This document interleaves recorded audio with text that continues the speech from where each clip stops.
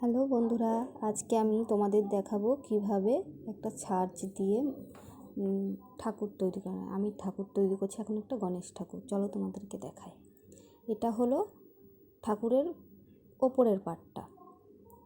এটার মধ্যেই মাটি দিয়ে এটাকে ভালোভাবে ভরে নেব। প্রথমে মাটিটা ভালোভাবে ভরে নেব, একটু বেশি চাপতে হবে যাতে ঠাকুরের ছাপটা ওঠে। এইটা হলো সেকেন্ড পার্ট। সেকেন্ড পার্টটাই সেমভাবে আমি প্রথমে মাটিটা ভরে নেব।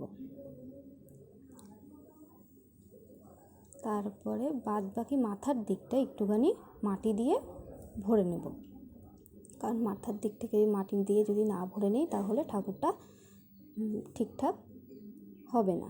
এবার আমি এই ছাঁচ দুটো একসঙ্গে করে দিয়ে ঠাকুরের ভেতরটা ভালোভাবে জুড়ে নেব।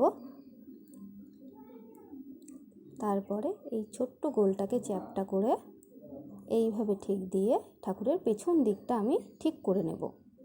হাত দিয়ে একটু সামান্য ডলাডলি করলেই ঠিক হয়ে যাবে। তারপরে একটা ছুরির সাহায্যে এটাকে ঠিক করে কেটে নিয়ে ঠাকুরের পেছনটা পুরো ঠিক করে নিলাম, এটাকে প্লেন করে নিলাম।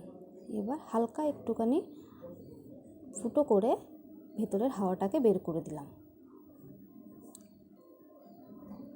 এবার দেখো আমি ঠাকুরটাকে তুলছি, দু সাইডটা কেটে নেব। দেখো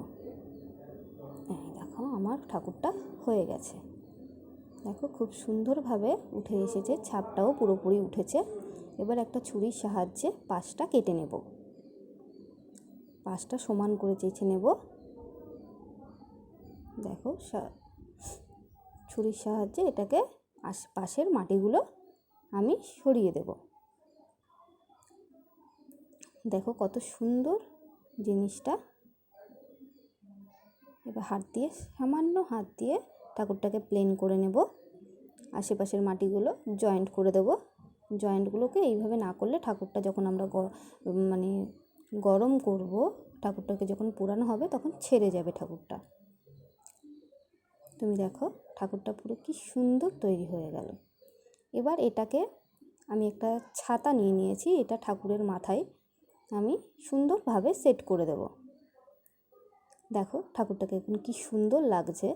এবার আমি এটাকে রোদে দেব। দেখো বন্ধুরা, রোদে দিয়ে শুকানোর পরে ঠাকুরটা কত সুন্দর উঠেছে আমাদের গণপতি বাপ্পা।